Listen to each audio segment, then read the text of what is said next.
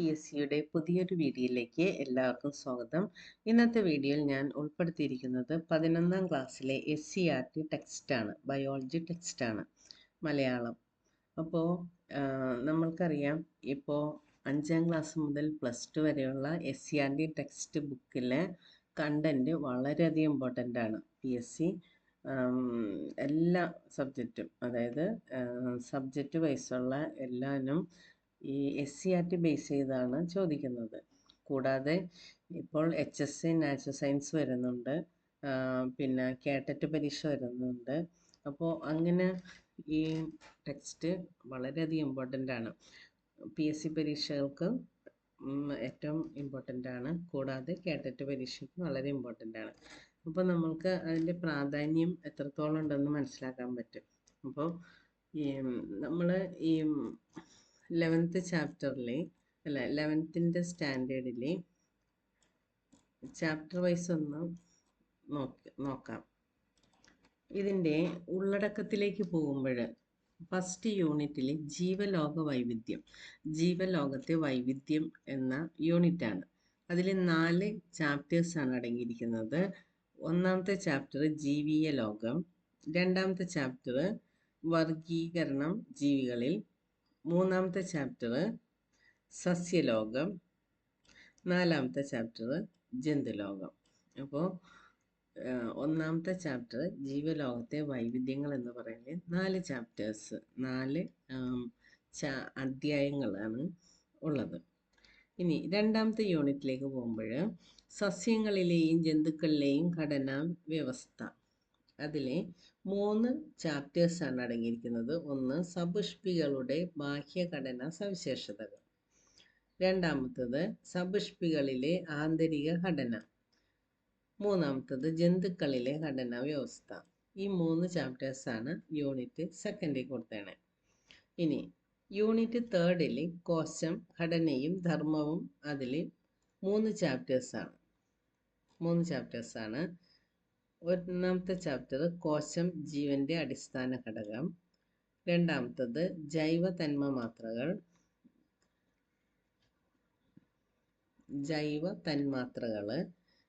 മൂന്നാമത്തത് കോശചക്രവും കോശവിഭജനവും. നാലാമത്തെ യൂണിറ്റിലെ സസ്യശരീര ധർമ്മശാസ്ത്രം, അതിൽ 5 ചാപ്റ്റേഴ്സാണ് കൊടുത്തിരിക്കുന്നത്. സംവഹന സസ്യങ്ങളിൽ, ധാതുപോഷണം, പ്രകാശ സംശ്ലേഷണം ഉയർന്ന തലത്തിലുള്ള സസ്യങ്ങളിൽ, ശ്വസനം സസ്യങ്ങളിൽ, സസ്യവളർച്ചയും വികാസവും. അങ്ങനെ 5 ചാപ്റ്ററാണ് നാലാമത്തെ യൂണിറ്റിൽ. ഇനി 5ാമത്തെ യൂണിറ്റിലെ മനുഷ്യ ശരീര ധർമ്മശാസ്ത്രം, അതിലെ 7 ചാപ്റ്റേഴ്സാണ് കൊടുത്തിരിക്കുന്നത്. ദഹനവും ആഗീരണവും, ശ്വസനവും വാതക വിനിമയവും, ശരീരദ്രവങ്ങളും അവയുടെ പര്യനവും, വിസർജ്യ വസ്തുക്കളും അവയുടെ നിർമ്മാർജ്ജനവും, ചലനവും സഞ്ചാരവും, നാഡീയ നിയന്ത്രണവും ഏകോപനവും, രാസീയ ഏകോപനവും ഉദ്ഗ്രഥനവും.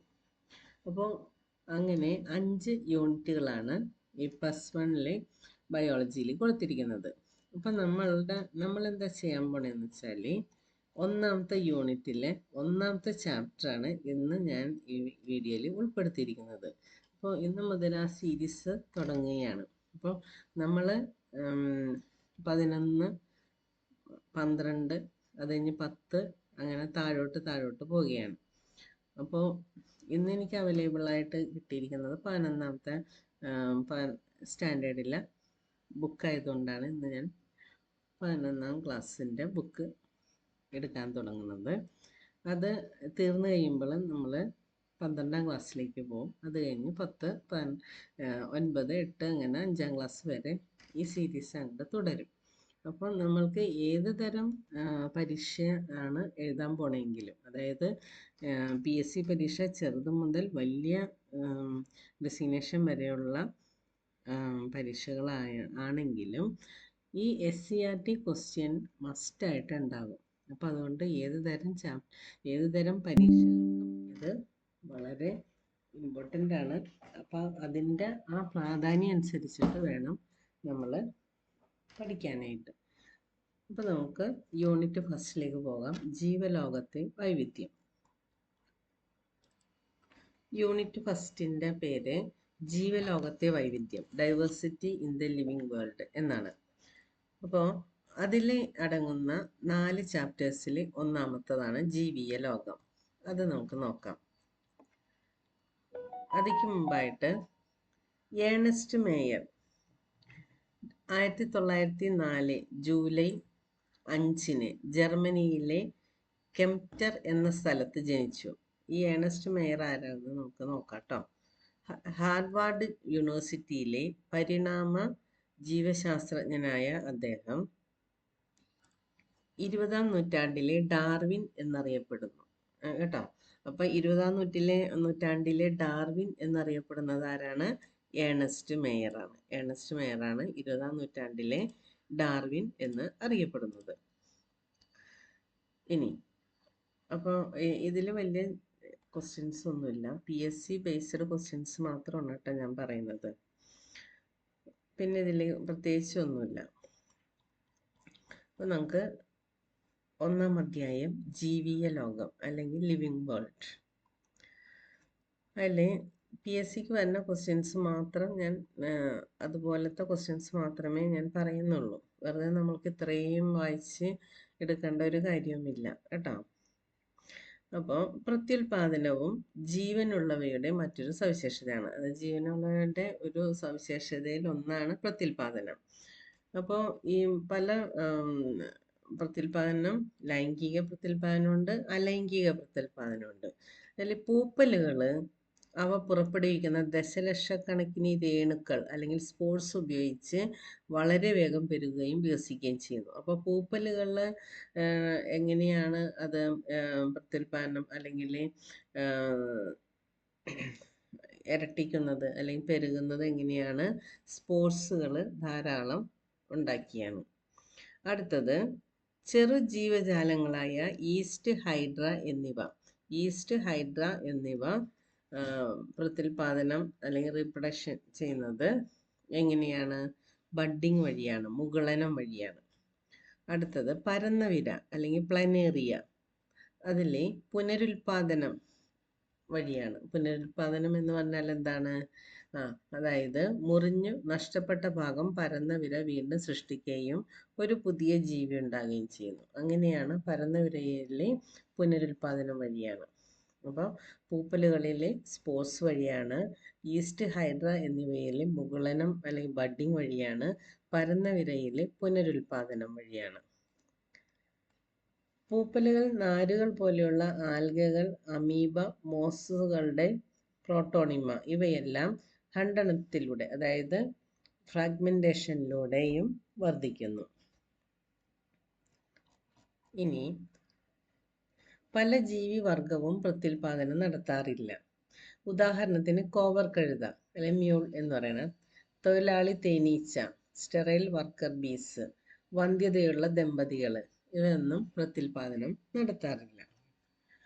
ജീവൻ ഉള്ളവരുടെ സവിശേഷതയാണ് പ്രത്യുൽപാദനം എന്ന് പറഞ്ഞു. ഇനി ജീവനുള്ളവയുടെ മറ്റൊരു സവിശേഷതയാണ് ഉപാപചയം എന്ന് പറയുന്നത്.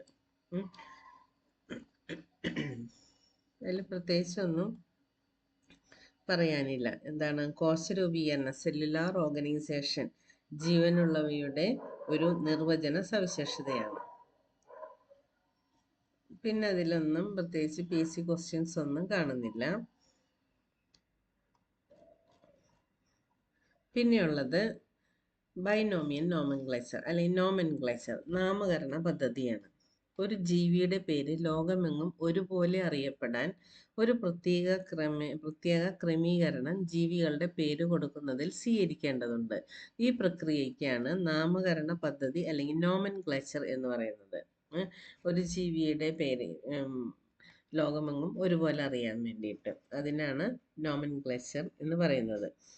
ഇങ്ങനെ നൽകുന്ന പേര് ഏത് ജീവിയെ സംബന്ധിക്കുന്നതാണെന്ന് വ്യക്തമാക്കുകയും ആ ജീവിയെ കൃത്യമായി വിവരിക്കുകയും ചെയ്യുന്നതിനെ തിരിച്ചറിയൽ അല്ലെങ്കിൽ ഐഡന്റിഫിക്കേഷൻ എന്ന് പറയുന്നു.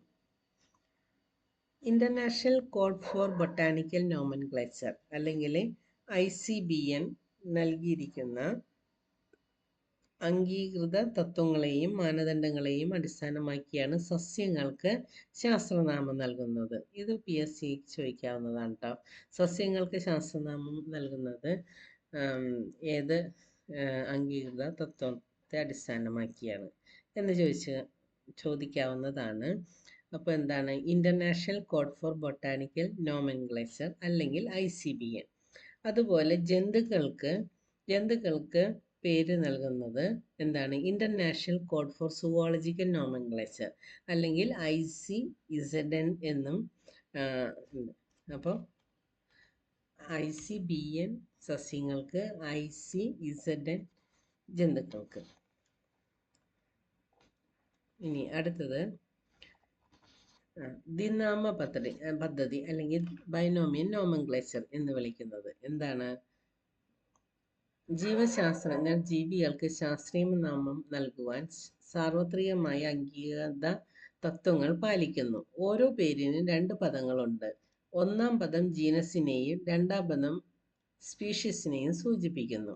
ഇങ്ങനെ ഒരു ജീവിക്ക് 2 നാമങ്ങൾ ചേർത്ത് പേര് നൽകുന്ന സംവിധാനത്തിന് ദ്വിനാമ പദ്ധതി അല്ലെങ്കിൽ ബൈനോമിയൽ നോമെൻക്ലേച്ചർ എന്ന് വിളിക്കുന്നു. കാൾ ലിനേയ്സ് ആണ് ഇത് ബൈനോമിയൽ നോമെൻക്ലേച്ചർ കണ്ടുപിടിച്ചത്. മാഞ്ചിഫറ ഇൻഡിക്ക, മാവിൻ്റെ ശാസ്ത്രീയ നാമമാണ് മാഞ്ചിഫറ ഇൻഡിക്ക. അതിൽ മാഞ്ചിഫറ എന്നത് ജീനസ് നാമവും ഇൻഡിക്ക എന്നത് സ്പീഷീസിനെയും സൂചിപ്പിക്കുന്നു.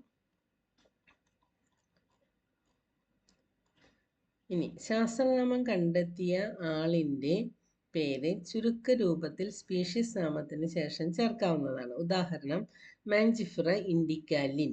ഇതിനർത്ഥം എന്താണ്? ഈ വർഗത്തെ ആദ്യമായി വിവരിച്ചത് ലിനേയ്സ് ആണ്. അപ്പോൾ മാഞ്ചിഫറ ഇൻഡിക്ക കഴിഞ്ഞിട്ട് അതിന് ശേഷം ആ സ്പീഷീസ് കണ്ടുപിടിച്ച ആളുടെ പേരും ചേർക്കാം. അപ്പോൾ ലിന്ന് ചേർത്തിരിക്കുന്നു. ഇനി സ്വഭാവ സവിശേഷതകളെ അടിസ്ഥാനപ്പെടുത്തി എല്ലാ ജീവജാലങ്ങളെയും വ്യത്യസ്ത ടാക്സിയായി തിരിക്കാം. ഇങ്ങനെ ജീവജാലങ്ങളെ തരംതിരിക്കുന്ന പ്രക്രിയയ്ക്കാണ് വർഗീകരണ ശാസ്ത്രം അല്ലെങ്കിൽ ടാക്സോണമി എന്ന് പറയുന്നത്. അപ്പോൾ വർഗീകരണ ശാസ്ത്രം അല്ലെങ്കിൽ ടാക്സോണമി എന്ന് പറയുന്നത് എന്താണ്? സ്വഭാവ സവിശേഷതകളെ അടിസ്ഥാനപ്പെടുത്തി എല്ലാ ജീവജാലങ്ങളെയും വ്യത്യസ്ത ടാക്സിയായി തിരിച്ചിരിക്കുന്നു. ഇങ്ങനെ ജീവജാലങ്ങളെ തരംതിരിക്കുന്ന പ്രക്രിയയാണ് ടാക്സോണമി എന്ന് പറയുന്നത്. അപ്പോൾ സ്വഭാവ സവിശേഷത വർണ്ണിക്കൽ, അത് ജീവികളുടെ ബാഹ്യ ആന്തരിക ഘടനയോടൊപ്പം കോശത്തിൻ്റെ ഘടന, വികാസ പ്രക്രിയ കൂടാതെ ജീവികളുടെ പാരിസ്ഥിതിക വിവരങ്ങൾ എന്നിവയും ആധുനിക വർഗീകരണ ശാസ്ത്ര പഠനങ്ങളുടെ അടിത്തറയാണ്. അതുകൊണ്ട് തന്നെ സ്വഭാവ സവിശേഷത വർണ്ണിക്കൽ, ക്യാരക്ടറൈസേഷൻ, തിരിച്ചറിയൽ, ഐഡന്റിഫിക്കേഷൻ, തരംതിരിക്കൽ, ക്ലാസിഫിക്കേഷൻ, നാമകരണം, നോമെൻക്ലേച്ചർ എന്നിവയാണ് വർഗീകരണത്തിൻ്റെ അടിസ്ഥാന പ്രക്രിയകൾ. ഇത് സ്റ്റേറ്റ്മെന്റ് ക്വസ്റ്റ്യൻ ആയിട്ടൊക്കെ ചോദിക്കാവുന്നതാണ് കേട്ടോ. അപ്പോൾ നോമെൻക്ലേച്ചർ അല്ലെങ്കിൽ നാമകരണത്തിൻ്റെ അല്ലെങ്കിൽ വർഗീകരണത്തിൻ്റെ അടിസ്ഥാന പ്രക്രിയകൾ പെട്ടത് ഏത് അല്ലെങ്കിൽ പെടാത്തത് ഏത്, അല്ലെങ്കിൽ അടിസ്ഥാന വർഗീകരണത്തിൻ്റെ അടിസ്ഥാന പ്രക്രിയകളുടെ ക്രമം എഴുതുക, അല്ലെങ്കിൽ ക്രമം ഏത് രീതിയിലാണ് എന്നൊക്കെ ചോദിക്കാം. അപ്പോൾ ഫസ്റ്റ് ക്യാരക്ടറൈസേഷൻ അല്ലെങ്കിൽ വർണ്ണിക്കൽ, സെക്കൻഡ് ഐഡൻറ്റിഫിക്കേഷൻ തിരിച്ചറിയൽ, തേർഡ് തരംതിരിക്കൽ അല്ലെങ്കിൽ ക്ലാസിഫിക്കേഷൻ, ഫോർത്ത് നാമകരണം അല്ലെങ്കിൽ നോമെൻക്ലേച്ചർ. ഇനി അടുത്തത് ലിനേയ്സിൻ്റെ പ്രസിദ്ധീകരണത്തിൻ്റെ പേരെന്താണ്? സിസ്റ്റമ നാച്ചുറേ. അത് ചോദിച്ചിട്ടുണ്ട്, ഒരു PSC ക്വസ്റ്റ്യൻ ആയിട്ട് ചോദിച്ചിട്ടുണ്ട്. കാൾ ലിനേയ്സിൻ്റെ പ്രസിദ്ധീകരണത്തിൻ്റെ പേര് എന്താണ്? സിസ്റ്റമ നാച്ചുറേ. വർഗീകരണ വിഭാഗങ്ങൾ. ജീവികളെ തരംതിരിക്കുന്നത് ഒറ്റഘട്ടം മാത്രമുള്ള ഒരു ലളിത പ്രക്രിയയല്ല, മറിച്ച് സ്ഥാനത്തെയോ വിഭാഗത്തെയോ അടിസ്ഥാനപ്പെടുത്തി വിവിധ ഘട്ടങ്ങളിലൂടെ ഉയർന്ന ശ്രേണിയിലേക്ക് എത്തുന്ന ഒരു പ്രക്രിയയാണ്. ഇത് മൊത്തം വർഗീകരണ വ്യവസ്ഥയുടെ ഒരു ഭാഗമായതിനാൽ ഇതിനെ വർഗീകരണ വിഭാഗം, ടാക്സോണമിക് കാറ്റഗറി എന്ന് വിളിക്കുന്നു. എല്ലാ വിഭാഗങ്ങളെയും ഒന്നിച്ച് വർഗീകരണ ശ്രേണി അല്ലെങ്കിൽ ടാക്സോണമി ഹൈറാർക്കി എന്ന് പറയാം. ഓരോ വിഭാഗവും വർഗീകരണത്തിന്റെ ഒരു ഏകകം ആയി കണക്കാക്കപ്പെടുന്നു. വാസ്തവത്തിൽ ഇത് ഒരു സ്ഥാനത്തെ പ്രതിനിധീകരിക്കുന്നു. ഇതിനെ പൊതുവെ ടാക്സോൺ എന്ന് പറയുന്നു. ഇനി അടുത്തത് ഇമ്പോർട്ടൻ്റ് ആയിട്ടുള്ളത് മാത്രമാണ് കേട്ടോ ഞാൻ പറയുന്നത്. മനുഷ്യരുടെ ശാസ്ത്രീയ നാമം ഹോമോ സാപ്പിയൻസ്. മനുഷ്യരുടെ ശാസ്ത്രീയ നാമം എന്താണ്? Homo sapiens.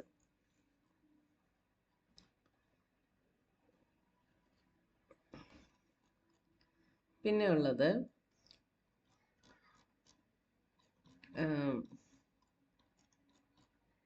ക്ലാസ്. അപ്പോൾ കുരങ്ങ്, ഗൊറില്ല, ഗിബൺ എന്നിവ ഉൾപ്പെടുന്നത് പ്രൈമേറ്റ എന്ന ഓർഡറാണ്. കടുവ, പൂച്ച, നായി എന്നിവ ഉൾപ്പെടുന്നത് കാർണിവോറ എന്ന ഓർഡറാണ്. അപ്പോൾ കുരങ്ങ്, ഗൊറില്ല, ഗിബൺ എന്നിവ ഉൾപ്പെടുന്നത് പ്രൈമേറ്റ എന്ന ഓർഡറും കടുവ, പൂച്ച, നായി എന്നിവ ഉൾപ്പെടുന്ന ഇത് കാർണിവോറ എന്ന ഓർഡറുമാണ്. പിന്നെ മമേലിയ സസ്തനികൾ എന്ന ക്ലാസ്സിലാണ് ഉൾക്കൊള്ളിച്ചിരിക്കുന്നത്. അപ്പോൾ മമേലിയ എന്ന് പറയുന്നത് എന്താണ്? അല്ലെങ്കിൽ സസ്തനികൾ എന്ന ക്ലാസ്സിൽ ആണ് ഉൾപ്പെടുത്തിയിരിക്കുന്നത്. കുരങ്ങ്, ഗോറില്ല, ഗിബൺ എന്നിവ പ്രൈമേറ്റയും കടുവ, പൂച്ച, നായ് എന്നിവ കാർണിവോറ ഓർഡറുമാണ്. എന്നാൽ ഇവരുടെ ക്ലാസ് ഒന്നാണ്, അത് മമേലിയ. ഇപ്പം നമ്മൾക്ക് ഇതിൻ്റെ ആരോഹണ ക്രമത്തിൽ ക്രമീകരിച്ചിരിക്കുന്ന വർഗീകരണ വിഭാഗങ്ങൾ: സ്പീഷീസ്, ജീനസ്, കുടുംബം, ഓർഡർ, ക്ലാസ്, ഫൈലം അല്ലെങ്കിൽ ഡിവിഷൻ, കിങ്ഡം, ലാസ്റ്റ് കിങ്ഡം.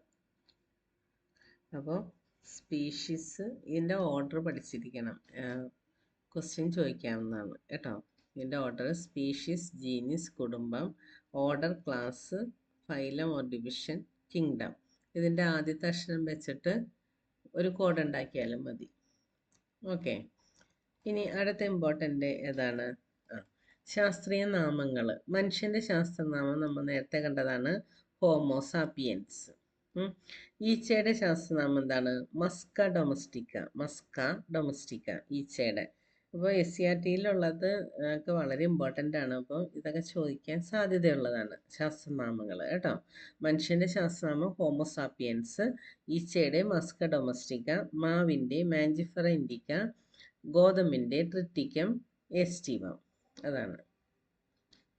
അത് ഏത് നമുക്ക് ഫൈലം ജീനസ് നോക്കുമ്പോൾ മനുഷ്യൻ്റെ ജീനസ് എന്ന് പറയുന്നത് ഹോമോയാണ്. ഹോമോ സാപ്പിയൻസിൽ ഹോമോ. ഫാമിലി എന്താണ്? ഹൊമിനിഡേ. ഓർഡർ എന്താണ്? പ്രൈമേറ്റ. Class mammalia. ഫൈലം കോഡേറ്റ, നട്ടെല്ലുള്ള ജീവികൾ. ഇനി ഈച്ച. ശാസ്ത്രീയ നാമം മസ്ക ഡൊമസ്റ്റിക്ക, ജീനസ് മസ്ക. ആദ്യത്തെ പേര് എപ്പോഴും ജീനസ് ആണ്, അപ്പം മസ്ക. കുടുംബം muscidae. Order diptera. Class insecta വിഭാഗത്തിൽ, ഇൻസെക്റ്റസ് അതായത് ഇൻസെക്ട്സ് വിഭാഗത്തിൽപ്പെട്ട ഇൻസെക്റ്റ. ഫൈലം ആർത്രോപോഡ ജോയിന്റ് പോർട്സുകളുള്ളത് ആർത്രോപോഡ. അടുത്തത് മാവ്, മാഞ്ചിഫറ ഇൻഡിക്ക. ശാസ്ത്രീയ നാമം ജീനസ് മാഞ്ചിഫറ. കുടുംബം അനക്കാഡിയേസിയെ. ഇതൊക്കെ ചോദിക്കാവുന്നതാണ് കേട്ടോ. അനക്കാഡിയേസിയെ. ഫാമിലി എന്താണ്? അനക്കാഡിയേസിയെ. ഓർഡർ സാപ്പിൻഡേൽസ്. ക്ലാസ് ഡൈക്കോട്ടിലിഡൻ. രണ്ട് കോട്ടിലിഡൻസ് ഉണ്ട്, അതാണ് ഡൈക്കോട്സ് എന്ന് പറയുന്നത്. അതിൻ്റെ ഫൈലം എന്താണ്? ആൻജിയോസ്പെർമയാണ്. ഗോതമ്പിൻ്റെ ട്രിറ്റിക്കം എസ്റ്റീവമാണ് ശാസ്ത്രീയ നാമം. Genus Triticum. കുടുംബം അല്ലെങ്കിൽ ഫാമിലി പോയേസിയെ. ഓർഡർ പോയേൽസ്. ക്ലാസ് മോണോക്കോട്ടിലിഡനാണ്, മോണോക്കോട്ടാണ്.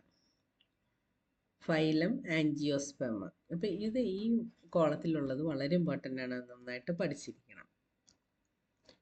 ഇനി പിന്നെ ഇതിലൊന്നും ഇമ്പോർട്ടൻസ് ഒന്നും കാണുന്നില്ല. ഹെർബേറിയം. എന്താണ് ഹെർബേറിയം? സസ്യത്തെയോ സസ്യഭാഗങ്ങളെയോ ശേഖരിച്ച് ഉണക്കി അമർത്തി പേപ്പർ ഷീറ്റുകളിൽ സൂക്ഷിക്കുന്ന സസ്യ സ്പെസിമിനുകളുടെ ഒരു സംഭരണശാലയാണ് ഹെർബേറിയം. അത് നമ്മൾ ഡിഗ്രിക്കൊക്കെ ചെയ്തിട്ടുള്ളതാണ്. അപ്പോൾ അതാണ് ഹെർബേറിയം. ഹെർബേറിയം സൂക്ഷിച്ചിരിക്കുന്ന സ്ഥലം.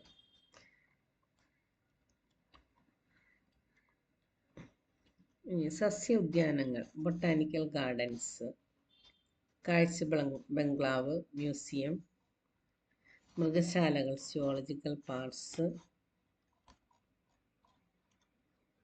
അതൊക്കെ എക്സാമ്പിൾസാണ്. ഇനി ഇതിലൊന്നും ഇമ്പോർട്ടൻസ് ഒന്നുമില്ല. അപ്പോൾ അങ്ങനെ ഫസ്റ്റ് ചാപ്റ്റർ കഴിയുകയാണ്. ഫസ്റ്റ് ചാപ്റ്ററിൽ ഇത്രയും കാര്യങ്ങളാണ്. നമ്മൾ അതിൻ്റെ ഇമ്പോർട്ടൻസ് മാത്രം, അതായത് PSC ബേസ്ഡ് ക്വസ്റ്റ്യൻസ് മാത്രം നോക്കിയാണ് നമ്മൾ പോന്നിരിക്കുന്നത്. അപ്പോൾ ഈ ചാപ്റ്റർ ഇതോടുകൂടെ വൈൻഡപ്പ് ചെയ്യുകയാണ്. ഈ ചാപ്റ്ററിൻ്റെ കണ്ടൻറ്റിൽ ഉള്ള ക്വസ്റ്റ്യൻസ് എവിടേക്കാണ് PSCയിൽ വന്നേക്കണേന്ന് എന്ന് നോക്കി ഞാൻ കണ്ടുപിടിച്ച് ഇനിയുള്ള ക്ലാസ്സുകൾ ഞാൻ പറയുന്നതായിരിക്കും. അപ്പോൾ ഇത് SCERTയുടെ ഞാൻ കുറച്ച് ക്ലാസ്സുകൾ ചെയ്തിട്ടുണ്ട്. ആ ക്ലാസ്സിൻ്റെ പ്ലേലിസ്റ്റ് നോക്കിയാൽ ബാക്കി ക്ലാസ്സുകളൊക്കെ കാണാൻ പറ്റും. അപ്പോൾ ഇനിയും ഈ SCERTയുടെ സീരീസ് തുടർന്നുകൊണ്ടിരിക്കുകയാണ്.